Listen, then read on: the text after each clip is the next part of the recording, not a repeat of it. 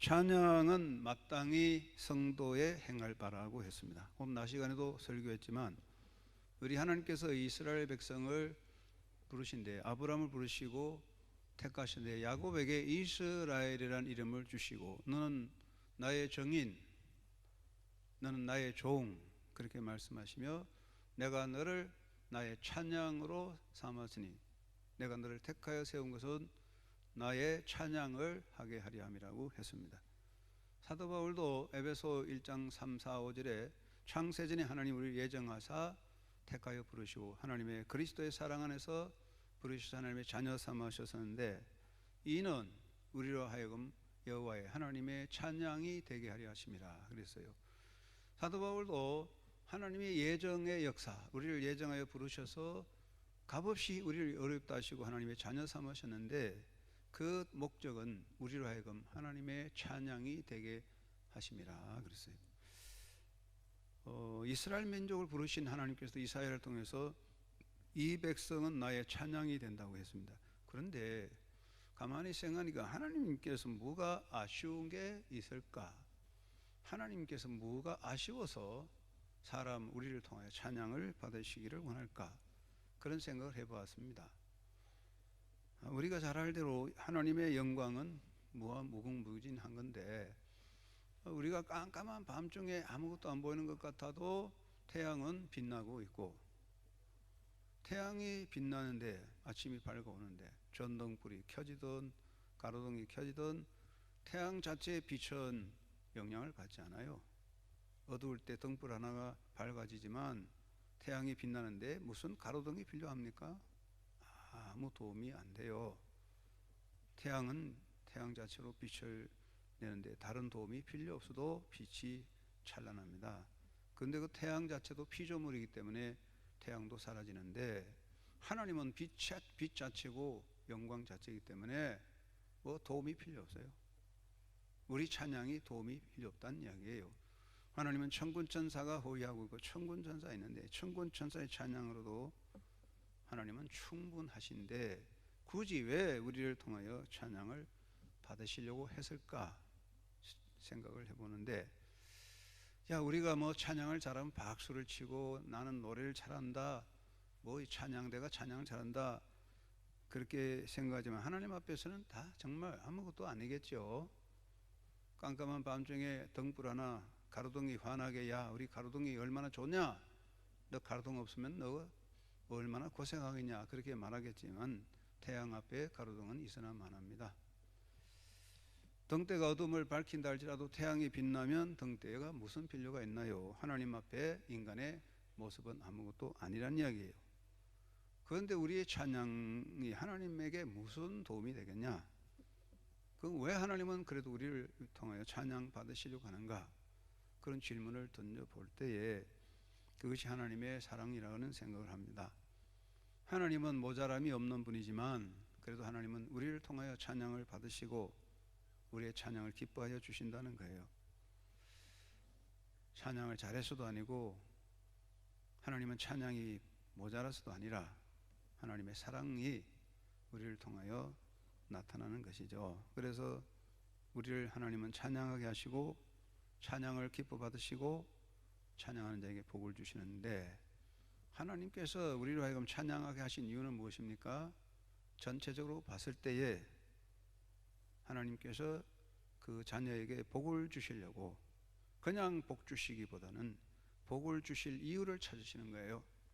하나님은 그 자녀에게 복을 주시려는데 가만히 있는 사람에게 복을 주시는 없고 입을 열어 찬양하는 자에게 복을 주시려고 하는 겁니다. 내 입을 크게 열라 내가 채우리라 하셨잖아요. 그렇기 때문에 찬양을 하는 사람을 하나님은 복을 주시려고 찬양하라 그랬어요. 그러면 찬양을 많이 하면 하나님께 기쁨이 되고 하나님의 은혜가 있는 거예요. 그러면 찬양이 무엇입니까? 찬송가는 여러 가지 내용이지만 찬송가를 크게 세 부류로 보면 하나님을 향한 찬송과 찬송 성도들의 자기의 신앙 고백적인 것과 다른 사람에게 타자를 향한 내용이 포함됐어요. 찬송가에는 하나님을 향하여 하나님의 높으신 이름을 드러내는 찬송 내용이 있고 그것을 찬양이라고 해요. 그 다음에 찬송하는 사람의 신앙 고백, 나는 주님을 사랑합니다. 내 주님 예수 사랑합니다. 날마다 더 주님 사랑합니다. 고백, 하나님 아버지 내 죄 용서하여 주세요. 회개, 하나님 나는 정말 허물이 많습니다. 용서해 주세요. 날마다 주님 앞에 가까이 갑니다. 주님께 몸을 바쳐 드립니다. 그래서 자기 신앙 고백, 하나님 앞에 죄를 회개하고 또 하나님 앞에 은혜를 구하고 하나님 앞에 신앙 주님을 사랑한다 고백하고 헌신을 다짐하는 죽도록 충성하겠습니다. 그런 찬송이고, 세 번째는 다른 사람에게 전도, 빨리빨리 오세요. 예수 믿으세요. 예수 믿으세요. 예수는 나의 힘이요. 영적으로 사람들에게 복음 전하는, 예수 그리스도를 전하는 전도적 차원의 찬송이 있습니다. 이 세 가지 부류가 있는데 대부분의 찬송들은 우리 신앙에 나의 고백, 하나님 주님 사랑합니다 하는 고백, 내 죄 용서해서 회개합니다 하는 것, 그리고 주님 섬기겠습니다, 몸 바쳐 섬깁니다, 감사합니다, 그런 내용이 대충 많죠. 그리고 일부는 이제 전도용으로 예수 믿음 복받는다, 그런 이제 내용인데, 정말 찬양은 그 내용 중에서 하나님을 향한 거예요. 하나님께 드리는 것. 우리의 찬양, 앞부분에 나오는 그 찬양, 대체로 주관하심 지으신 모든 세계, 그 하나님께만 영광 돌리는, 그것이 진짜 찬양이에요. 찬양이라고 하는 것은 우리의 감사 고백도 되고 헌신 고백도 되고 또 여러 가지 결단도 되지만, 찬양은 여호와를 향한 것입니다. 그렇다면 찬양의 내용은 무엇입니까? 찬양은 이유가 없는 거예요. 사람들은 어떤 조건을 따라 행동하는데 찬양은 조건이 없습니다. 하나님 자체로 하나님이시기 때문에 드려지는 것입니다. 그래서 우리는 하나님은 하나님이시라는 것 자체에 대한 고백이 찬양이다, 이렇게 볼 수가 있습니다. 지난번에 설교한 말씀에도 하나님은 요나를 위해서 박넝쿨을 예비하사 시원하게 주셨지만은 벌레도 예비하셔서 박넝쿨을 깔아먹게 했습니다. 요나는 박넝쿨 때문에 기뻐서 하나님을 찬양했지만 벌레가 박넝쿨을 깔아먹을 때 분통을 터뜨렸습니다. 하나님은 왜 화내느냐고 말씀했습니다. 벌레로 인해서도 찬양할 수 있는 것이 찬양입니다. 박넝쿨 아니라 벌레 때문에도 하나님께 찬양하는 것이 찬양입니다. 진짜 찬양은 박넝쿨 때문에만 아니라 벌레로 인해서도 하나님 앞에 찬양할 수 있어야 합니다. 그것은 우리가 인간이기 때문에 서야 할 자리입니다. 인간은 하나님 앞에 어떤 자리에서도 원망하거나 불평할 수는 없습니다. 모든 일에 하나님께 찬양 드릴 것입니다. 그 사람을 하나님 기뻐하여 주십니다. 이유를 따라 사는 것이 아닙니다. 하나님은 하나님이시기 때문에 찬양을 받으시기 합당한 분입니다. 조건을 따지지 말고 벌레로 인해서도 늘 여호와를 찬양하는 성도들이 되시기 바랍니다. 우리는 늘 생각합니다. 나는 참 박넝쿨 때문에 너무 기뻤는데 이 벌레 때문에 너무 괴롭다. 하나님은 벌레조차도 예비하여 주신 것입니다. 세계 역사에서 세계 인류 가운데에 사람을 만날 때 인사합니다. 우리나라 사람 안녕하세요, 또 미국 사람은 하이 뭐 이렇게 하는데, 또 이스라엘 민족은 샬롬 이렇게 인사, 평화 이렇게 하는데, 저는 뭐 잘 모르지만 이 인사 중에 제일 좋은 인사가 그리스 사람들이 인사가 제일 좋아요. 그래서 그리스 우리가 여행 갔을 때 그리스 그 관광 안내한 사람이 그리스 인사를 떡 사세요, 그런 떡 사세요. 뭐 떡 사세요, 뭐야? 떡 사세요? 떡 사세요, 떡 사세요. 그런데 그 옛날에 드라마 할 때 어떤 사람이 떡이 아니라 떡 사세요 그러죠. 그런데 떡 사세요, 그게 그리스 인사입니다. 떡 사세요. 그럼 그게 무슨 뜻이냐면 헬라 말이거든요. 헬라 말로 무슨 뜻이냐? 독사 데오, 호 독사 데오. 데오라는 말은 세오. 여기 우리나라는 세오라고 하지만 이 헤르파는 세오 이렇게 하니까 호 독사 세오. 이거는 호 독사 세오. 데오는 하나님이고 독사는 영광이죠. 하나님께 영광 이겁니다. 그리스 사람의 인사가 하나님께만 영광을 호 독사 세오. 그게 우리나라식으로 하면 똑사세요 이래. 똑사세요. 그리스가 똑사세요 하면 돼. 조언. 호독사세요. 하나님께만 영광. 이게 그리스 인사입니다. 이거냐? 그리스도는 기독교의 중심이었어요. 사도 바울과 선교사들이 그리스에 들어가서 그 철학이 난무하는 히랍 철학의 본산인 그 그리스에 들어갔습니다. 그 남부 지역 아가야에 고린도 아테네가 있는데 아테네 그리스 철학의 본산이고 고린도 유명한 철학자 소크라테스, 히포테크레스, 플라톤 그런 사람들이 아리스토텔레스 이런 사람들이 거닐던 것이 고린도 지역이잖아요. 그 철학의 본산에 복음을 전해서 고린도 교회가 세워지고 복음이 전파됐어요. 그래서 이 그리스가 복음의 땅으로 됐어요. 그리고 사도 바울이 데살로니가 교회가 믿음의 역사와 사랑의 수고와 소망의 인내가 있는 교회다 하고 아주 칭찬하고 내가 기도할 때마다 여러분을 생각할 때 감사한다. 그래서 데살로니가는 그리스의 중부 지역이라고요. 이렇게까지 그리스도가 복음으로 가득 져서 인사가 바뀌었어요. 하나님께만 영광을 호독사태오. 그런데 왜 그리스도가 이렇게 부도나냐? 그 이유가 뭘까요? 그리스 제가 뭐 잘 몰라요. 그래서 전문가는 아니지만 제가 갔다 오긴 한번 봤는데 요즘 그리스 문제가 뭡니까? 그리스 갔더니 데살로니가 중부 지역에 마테올라라고 있는데 마테올라는 13, 14세기 기독교의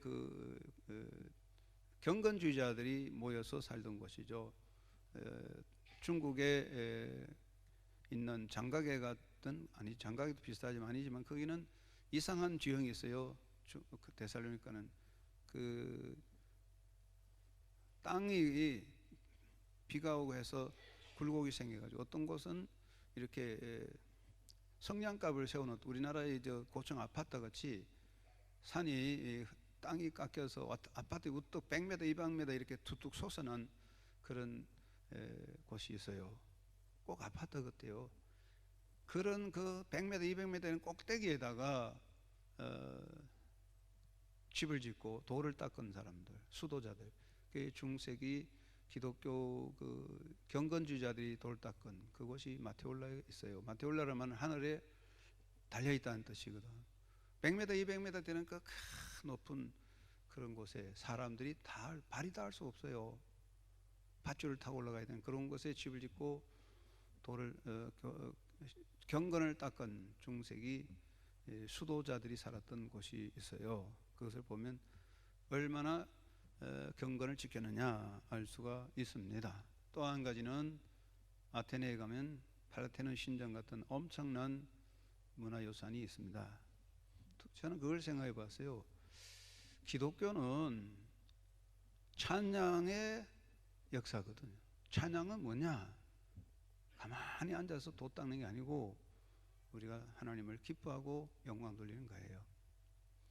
그래서 이 중세기에 마테올라 같은 그런 개인적인 수도자의 생활이 그리스 신앙 기독교의 문제를 약화시킨, 정말 말하면 찬양과 성도의 교제와 복음 증거의 기독교가 아닌 수도적인 그런 종교로 만들어놨다는 생각도 나고, 두 번째는 파르테논 신전 같은 엄청난 고대 유산들, 고대 유산이 뭡니까? 전부 우상숭배죠. 우상숭배의 유산들을 우러먹고 돈 벌어먹다가 안일에 빠져 부도난 나라가 그리스가 아니냐.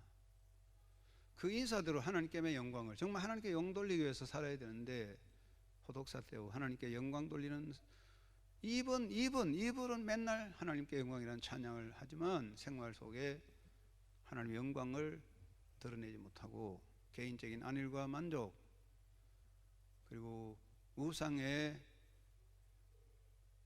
죄물, 우상의 그 형태들을 팔아서 우상 숭배의 잔재들로 돈 벌어서 사는 아니란 나라, 결국 일어날 수 없다.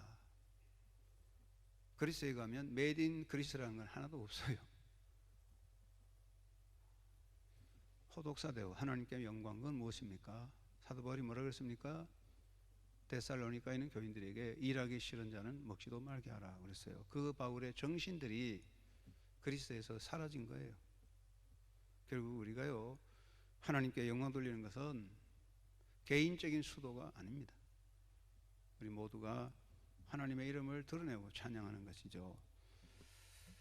정말 하나님의 영광을 드러내는 찬양, 우리가 힘들 때에 불평 원망하지 않고, 아플 때에 원망하지 않고, 넘어졌을 때 원망하지 않고, 힘들고 아플 때나 넘어졌을 때나 하나님은 하나님이십니다, 하나님 영광 받으시옵소서라고 찬양할 수 있는 사람이 돼야 하나님 그곳에 계십니다. 하나님은 영광을 받으시는 분입니다. 오늘 본문에 여러 가지로 있습니다. 여호와께서 우리를 생각하사 복을 주시되 이스라엘 집에도 복을 주시고 아론의 집에도 복을 주신다. 높은 사람 낮은 사람 막론하고 여호와를 경외하는 자에게 복을 주신다. 여호와께서 너희를 곧 너희와 너희 자손을 번창하게 하시리라. 이렇게 했잖아요. 그러면 하나님은 복의 근원이잖아요. 하나님 우리를 생각하고 있습니다. 우리가 하나님을 생각하지 않아도 하나님 우리를 생각하고 있습니다. 우리가 낮은 곳에 깊은 곳에 있어도 하나님은 우리를 생각하십니다. 어두운 곳에는 하나님 우리를 생각하십니다. 그 하나님 때문에 찬양해야 됩니다. 오늘 주보에 보면 영혼까지 여호와를 찬양하려는데 영혼까지가 아니라 영혼까지 여호와를 찬송하라, 그런 내용이 되어야 됩니다.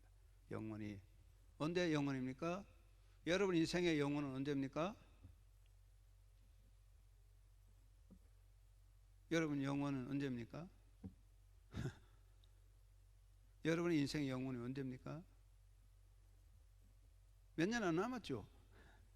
됐습니다. 자, 우리가 영원하지만 그렇죠? 이춘혜 권사님 영원하지만 이춘혜 권사님 얼마나 남았을까요? 여러분의 인생의 영혼은 몇 년 안 남았어요. 하나님께서 너희는 영원히 여호와를 찬양하라 그랬는데 저의 인생의 영혼이 몇 년 남아요? 20년? 뭐 30년? 더 이상 없어요. 영원이란 말은 우리의 숨이 닿을 때까지 그런 뜻이에요. 대단한 것 같죠? 아닙니다. 영원히 여호와를 찬양하라, 수천만 년이지만 내 인생으로 실존으로 보면 수천만 년이 아닙니다. 기껏해야 10년, 20년, 30년이에요. 젊은 분들은 50년, 60년 더 이상 할 수가 없어요. 이렇게 말합니다. 17절, 죽은 자들은 여호와를 찬양하지 못하나니 적막한 데로 내려가는 자들은 아무도 찬양하지 못하리라. 무덤에 가서 찬양한 사람 없습니다. 조용합니다. 살아있으므로 여러분 입에 원망과 불평을 버리고 벌레로 인해서도 찬양하는 사람이 되십시다. 그 벌레가 새로운 은혜의 역사를 이루게 될 줄로 믿습니다. 찬양함으로 승리하시기를 주의 이름으로 축원합니다. 고마우신 아버지